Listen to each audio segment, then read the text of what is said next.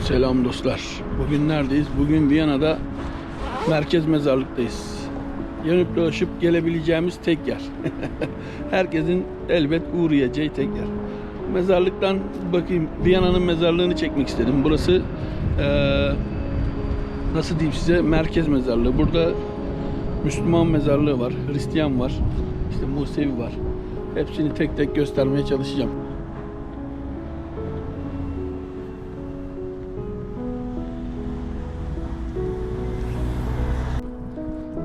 Ama nasıl diyeyim size, Avrupa'da görebileceğiniz, belki bilmiyorum da, en temiz mezarlıklar Viyana'da. Çok bakımlı. Niye bakımlı? Böyle bir saçma kuralı var. Buraya para ödüyorsunuz, kira ödüyorsunuz. Yani siz öldükten sonra sizin yakınlarınız mezarlık kirası ödüyor. O kirayı ödemezseniz kemikleriniz çıkarılıp ya yakılıyor ya yakınlarınızın bir adresine postalanıyor. Yani o birazcık saçmalık. Ama bakar mısın şunu? O Paris'teki mezarlık mesela acayip tuhafıma gitmişti. Hiç bakımı yoktu. Tabii ki bunları siz yaptırıyorsunuz. Bakın. Mesela burası bir mezarlık. Oturma grubu yapılmış. Dua edebilmen için. Ne? Mihailovic, Tia. Bakın. Demek istediğim aslında burada mezarlığa ve ölülere saygı var. Ama paranız kadar. O biraz sıkıntılı. Benim hoşuma gitmiyor açıkçası. Hani şimdi vallahi yalan olmasın da bir arkadaşım başına gelmişti galiba. Ödemeyi unutmuş. Yani 10 yıldan 10 yıla mı ne para ödüyorsunuz. Ödemeyi unuttuğu için kemikleri geri postalamışlar. Yani mezarlık boşaltılmış.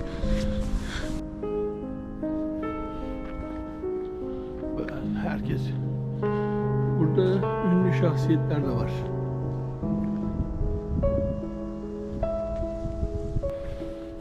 Ünlülerden kastım Beethoven da burada yatıyor, Brahms da burada yatıyor.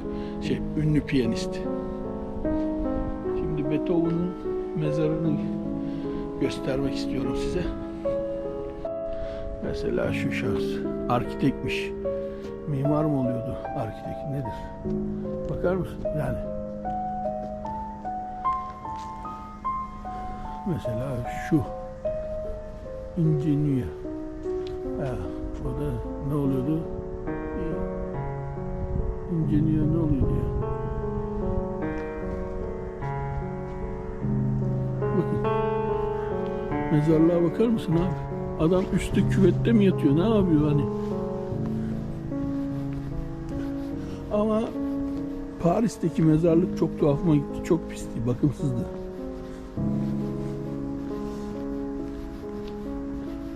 Evet. Evet abi. Burası ünlülerin yeri galiba. Bak. Stadtrat. Ya bu hakim mi oluyor? Ne oluyor? Bakın mesela bu müzik direktör. Johann Strauss Vater. Geboren zu Wien. Viyana'da doğmuş. 14 Mart 1804. Ölümü das Selbst. Gestorben das Selbst am 25. September 1849. Yani 25 Eylül 1849'da rahmetli olmuş. Evet dostum, şimdi burası sanatçı grubu. Ehrengrabe yazıyor. Aynen, Karl Kontzak. Şurada da Beethoven olacaktı. Şuydu galiba. Adolf Müller Senior. Bakalım. Burası mıydı ya? Yanlış hatırlamıyorsam bir kere eşimle gelmiştim. Yok, Franz Schubert. Bu da Schubert'in Franz Schubert. Vay. Beethoven, pardon. Hemen Schubert'in yanıymış ya. Evet, bu da Beethoven'ın mezarlığı.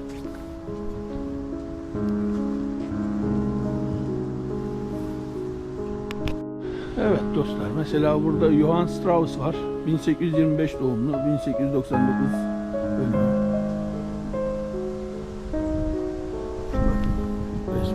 Burada Brahms var. Bakın. Burada da Brahms yatıyor. Nicholas Dumba. Yani Viyana'nın aslında hep gezilecek, eğlenilecek yerini çektim. Aslında Türkiye'den gelen misafirler burayı da ziyaret edebilir. Burada sadece şeyler yok. Böyle Avusturyalılar yok. Alman askerleri de var eski, mesela Birinci Dünya Savaşı'ndan kalma. Kimsesiz, yani kayıtsız. İsim belli değil. Onlar da yatıyor. Hatta Osmanlı askeri mi diyeyim, Bosna askeri mi diyeyim, Hasanoviç, Mehmedoviç falan, o tarz bizim yani Müslüman tayfası da burada yatıyor.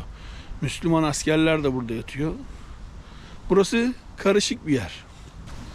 Mesela Kammer Senger'in.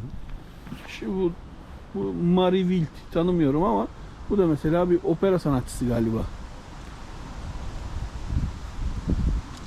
Adolf Strauss. Anna Strauss. Karşıda Famille Chandara.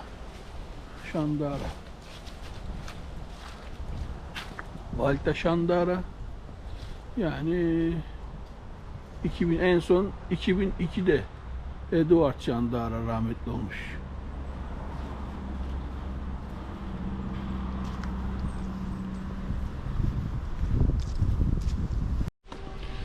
Evet dostlar, burası Viyana'da hangi bölgede? Burası 11. bölge. 11. bölge Simmering. Buraya nasıl gelirsiniz? U3 ile. U3 ile Simmering'de ineceksiniz. 71 veya 11 tramvayından bineceksiniz.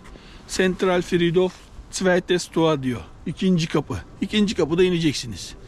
Sonra dümdüz yürüdünüz mü Ehrengrabe yazıyor. Oraya geçeceksiniz. Orada bütün bu operacılar, işte Beethoven, Brahms, o tarz insanlar burada kalıyor. İleri gideceğiz şimdi. Orada bizim Müslüman askerler var. Alman askerleri var. Gerçi buralarda birkaç yeri göstermek istiyorum size. Hani bakın mesela şöyle bir mezarlık da var. Sadece taş konulmuş. Profesörün. Yani bu hanımefendi Johanna Donhal profesörmüş. Bu Almanca'da profesör tek kelimeyle söylenmiyor. Profesör. Eğer kadınsa profesörün deniyor. Yani şoförse şu Fahrerin denir mesela. Fahra erkek, Fahrerin kadın. Burada her şeyin cinsiyeti var abi. Her şeyin. Johann Böhm. Johann Böhm. Böhm de sanki yabancı biri değil ama tanıdık geliyor bana. Max Mel var. Jürgens. Kurt Jürgens. Zamanınız olursa buraya da mutlaka uğrayın. Pişman olmayacaksınız. Belki sıkıcı bir mekan diyeceksiniz. Hani mezarlık mı gezeceğiz diyeceksiniz ama inanın pişman olmayacaksınız. Buraya da muhakkak uğrayın. Julius Raab. Ben bunun bak sokak ismi var bunun. Bu da mesela önemli insanlardan biri herhalde. Julius Raab Strasse mi vardı? Öyle bir yer var. Bakın ama. Bakın görebiliyor musunuz? Buraya araçla girebiliyorsunuz. Yani mezar burada yatan tabii normal sivil insanlar da var. Onlar da mesela ben atıyorum dedemin mezarına geleceğim. Arabayla girip mezarlığa kadar gidebiliyorum. Öyle şey de var. Geniş. Buranın mezarlığı geniş abi hani. Ama burası çok büyük. Burası çünkü merkez mezarlığı. Simmering'de var. Dediğim gibi buraya gelecek arkadaşlar. Zaten Stephansplatz'a gideceksiniz o katedrale. Katedralden U3'e binseniz 15 dakikada buradasınız. Hani U3 ile Simmering'den de buraya tramvayla 10 dakikada gelirsiniz. Yani yarım saat, 40 dakika, 1 saat burada gezseniz bir şey kaçırmazsınız. Çok şey kazanırsınız. Emin olun bakın. Buraya geldiğinizde pişman olmazsınız. Tabii demin dediğim gibi buradaki mezarlıklar paralı olduğu için kimisi Hristiyan dahi olsa hani adam nenesini ya da dedesini yaktırıyor direkt. Çünkü ben para vermem diyor kardeşim. Geliyor tek sefer mesela ödüyor. Cesedi yakıyor. Şöyle büyük küllükler var. Onlardan alıyor 300-500 euro. Onlar ya da gidiyor Tuna'ya döküyor. Tuna Nehri'ne. Ya da ne bileyim bir yere atıyor. Ormana döküyor. Ya da evinde saklıyor. Kimisi kırmızı şarabının içine döküyor. Hafif hafif içiyor. Hani böyle bir psikopatlık da var yani açıkçası. Adam nenesinin külünü şarabına döküp içiyor abi. Hani ruhum yaşasın. Anlayamıyorum baba. Hani nasıl bir mantıkla yapıyorlar bilmiyorum. Ama ben düşünmüyorum yani öyle bir şey. Şurası familya mezarlığı gibi, aile mezarlığı gibi. Bayağı kalabalık bir aile ama sanırsam. Bakar mısın? Notre Dame de Sion. Aha. Evet. Nasıl yani? Notre Dame diyor ya. Oo, evet. Klostofran. Ya, rahibeler. Rahibeler yatıyor burada. Klosterschwester. Aynen, Klostofran. Yani buradaki yatanlar rahibe. Vay vay vay vay. Demek ki bunlarda da varmış ha. Kadın erkek ayrı mevzusu var mı bunlarda ya? Rahibe ayrı, rahip ayrı. Burası da rahip bölümü mü? Schulschwester. Vay babam vay. Vay ve ilk defa rahibe mezarlığı gördüm ama böyle. Notre Dame'daki rahibeler herhalde bunlar. Öyle yazıyor ama.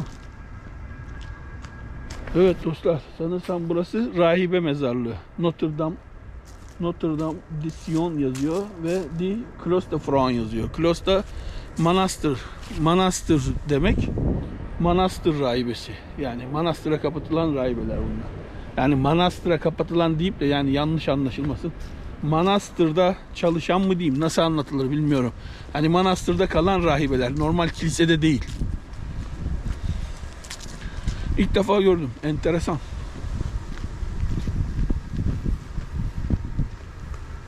Aslında burayı drone'la çeksek güzel olurdu ama tabii ki yasak mı, serbest mi onu bilmediğimiz için araştırmak gerekir.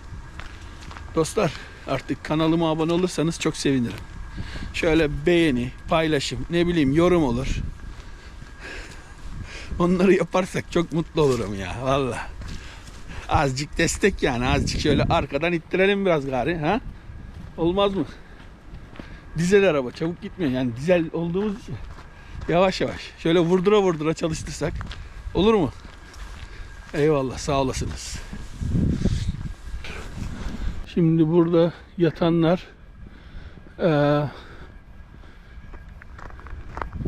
savaşta rahmetli olan Alman askerleri sanırsam. 1914-1918. Hani Unbekannt yazıyor. Unbekannt tanınmıyor yani. Bilinmiyor demek herhalde yani. Çoğu bilinmiyor, tanınmıyor. Düşünün. Yani sizin atanız burada yatıyor farz-ı misal, yani Almanlar adına konuşuyorum. Atan yatıyor. Biliyorsun burada yattığını ama binlerce mezardan hiçbirini bilmiyorsun hangisi acaba benim dedem diye.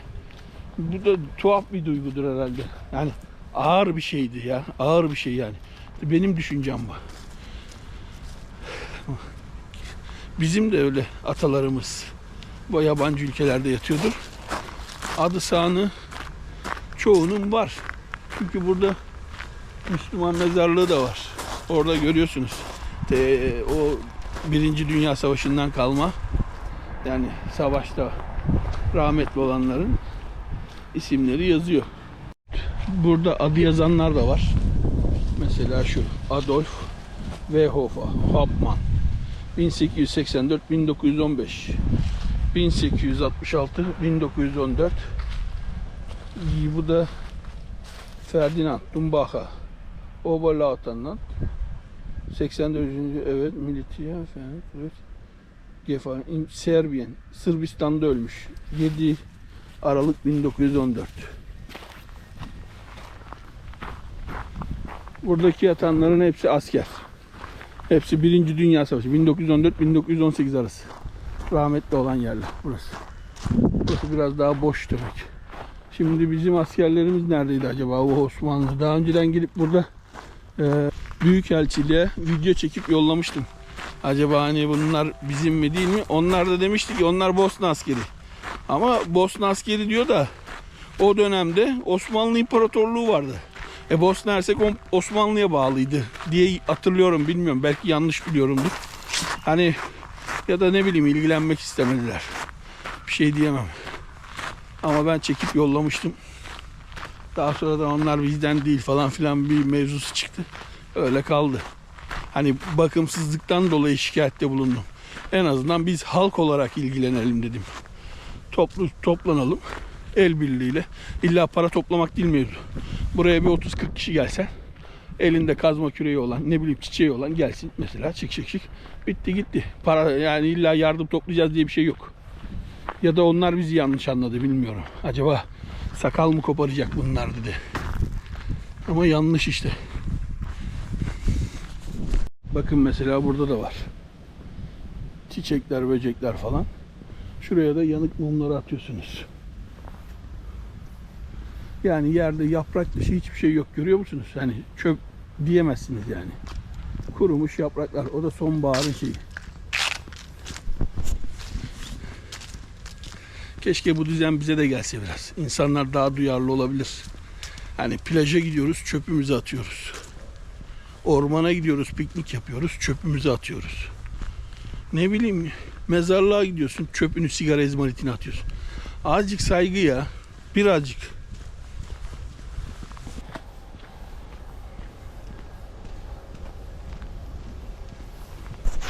Evet dostlar, burası bir de Naturgarten'mış, yani natur bahçe, doğal olarak.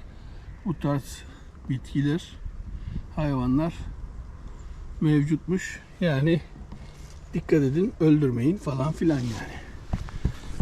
Korkmayın yani.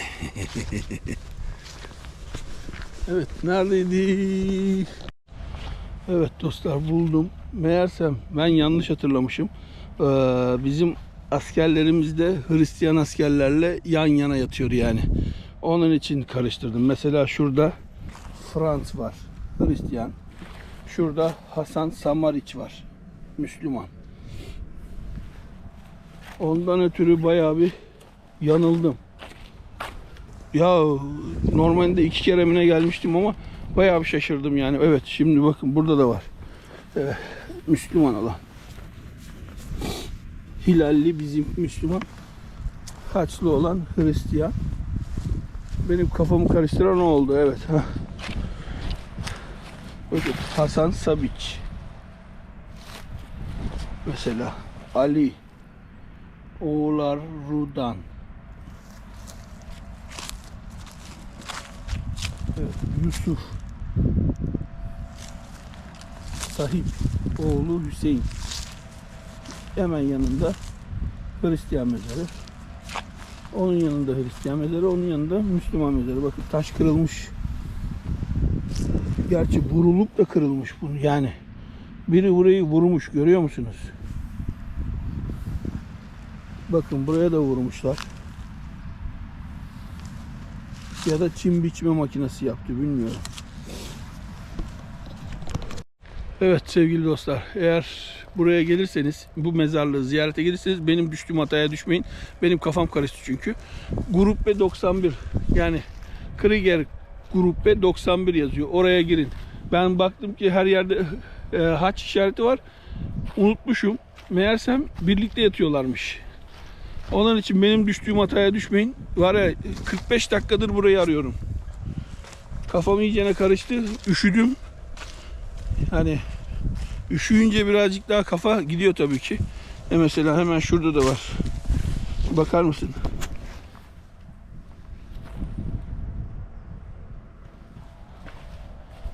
Şuradaki de hilalli. Mesela şu da hilal. Bakın taş paramparça edilmiş, görüyor musunuz ya? Yazık, günah ya. Hani dostlar bakın burası.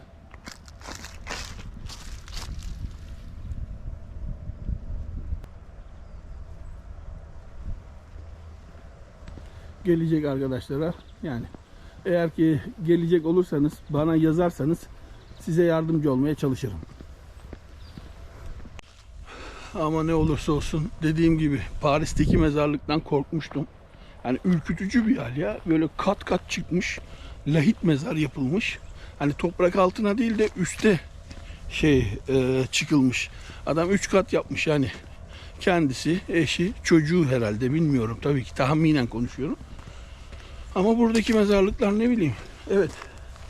Burada daha şaşalı mezarlar var. Ya adamlar yani ekstra adam tutuluyor mesela. Firmalar var. Firmalara siz yıllık belirli bir ücret veriyorsunuz. Sizin mezarınızı her hafta gelip bakımını, onarımını, suyunu, temizliğini yapıp gidiyorlar. Yani onun için evet, Viyana'daki mezarlıklar pahalı ama bakımlı. Mesela şöyle bakın. Mesela şöyle bakar mısınız? Yani kimisi rüzgardan devrilmiş. Onlar kesinlikle yapılır tekrardan. Ya da boşaltılmıştır. Yani dediğim gibi mesela kimisi parasını vermeyince böyle boşaltılıyor. Taşlar alınıyor. Toprak açılıyor. Kemikler atılıyor ya da yakılıyor. O da sıkıntılı. Ne kadar insani diye düşünebilirsiniz ama burada öyle bir kural yok maalesef. Parayı veren mezarda yatar. Evet, bakalım şurada yeni mezar yapılıyor galiba. Yani evet, yeni mezar kazılmış 2 tane. Dost bakın. Şöyle.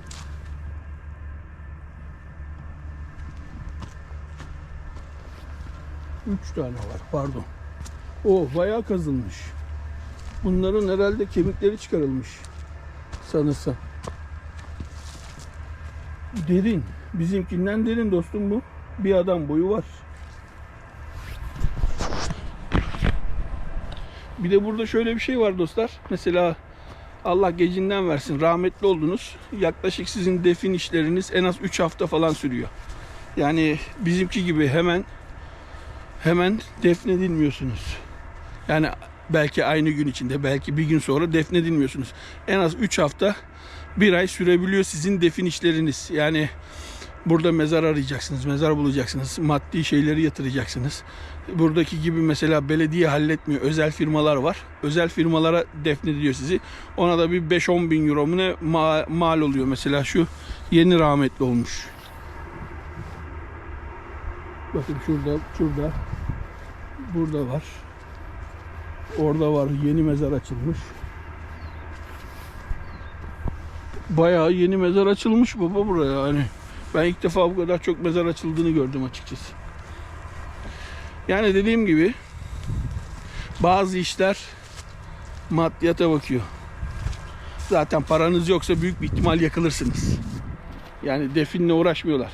Direkt yakıp ya çöpe ya bir yere atıyorlar artık. Bilmiyorum nasıl yapılıyor da. Gerçi şimdi günahlarını da almayayım. Ama yakılıyorsunuz. Kimse sizin için uğraşmaz. Müslümansanız buradaki bazı kurum kuruluşlar sahip çıkıyor tabii ki. Kimsesiz olsanız da sizi Müslüman mezarlığına defin ediyorlar. Ama geçen de bir Almanya'da galiba, yanlış hatırlamıyorsam, kimsesiz diye adamı neredeyse yakacaklardı. Son anda çıktı da tanıdıklar kurtardı adamın yanmaktan yani. O da sıkıntı. Mesela bakın şu 2 minibüs. Onlar firma. Onlar defin işlemlerini yapıyor. Direkt zaten öyle belediye gibi yok, buradaki gibi cenaze işleri müdürlüğü yok. Hani siz özel şirkete, ya aileniz gidiyor, özel şirkete veriyorsa onlar size hallediyor nasıl olacağını. Atıyorum yurt dışına gidecekseniz uçak biletinize dahil, kargolamayı dahil, o hepsi onlar hallediyor. Ona göre fiyat biçiyorlar tabii ki. Mesela şöyle bakın, görüyor musunuz arkadaşlar, çalışıyor. Temizlik. Yani onun için en temiz mezar burasıdır abi. Her yerde bakın, her yerde çalışma var. Biri çim biçiyor, biri toprak yaprakları topluyor. Kimisi mezar çiçeklerini hallediyor, temizliğini hallediyor. Tabii bunların hepsi maliyet arttırıyor. Bakın, görüyor musunuz? Evet, burası da sanırsam bir rahip mezarlığı galiba burası da. Ya da rahibe.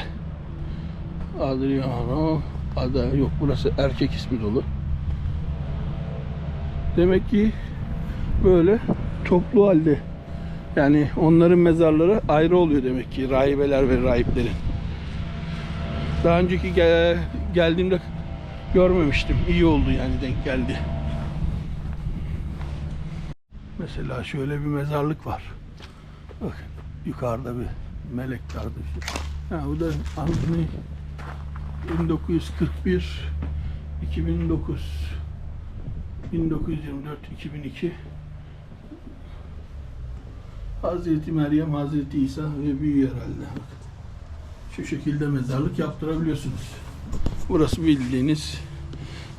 bildiğiniz anıt mezar olmuş. Size göre bizim mezarlıklarımız da bu şekil olsun mu? Tertemiz, bakımlı. Ya da ne bileyim hani ücret karşılığı yapılsın mı? Atıyorum.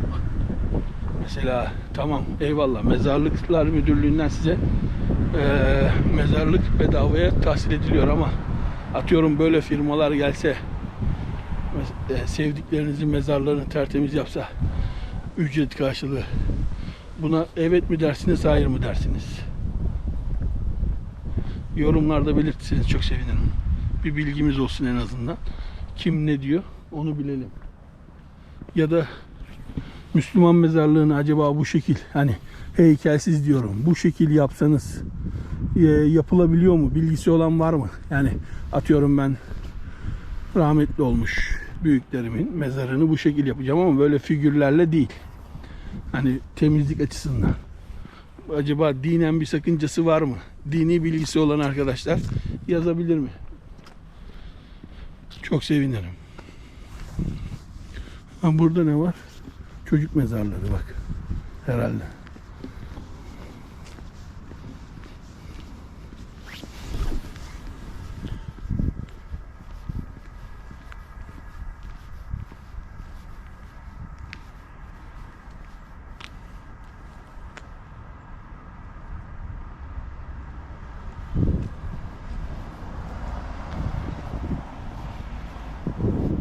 Alfred Grünfeld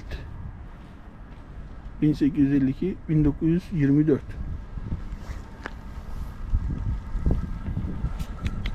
Evet dostlar, buraya gelecek dostlarım. Şurası ikinci kapı, dediğim kapı. Oradan girip hemen şu köşede bakın. Şurası da Beethoven'ın yattığı yer. Brahms olsun. Diğer sanatçıların yattığı yer. Dostlarım, videom benim bugünlük bu kadar. İzlediğiniz için şimdiden çok teşekkür ederim. Umarım keyifle izlersiniz diyeceğim ama yani artık mezarlık görüntüleri bilmiyorum ne kadar şey olur. Buradaki Viyana'daki merkez mezarlığını göstermek istedim size. Burada yatan mesela şu an arkamda Brahms var. Onun yanında işte Franz Schubert olsun, Beethoven olsun. Kanalıma destek olmak için yorum yazıp videolarımı paylaşırsanız çok mutlu olurum. %90 abone olmayan arkadaşlar seyrediyor videomu. Abone olursanız, bana destek olursanız süper mutlu olurum. Kendinize iyi bakın. Kalbinizle yaşayın. Allah'a emanet olun. Bay bay.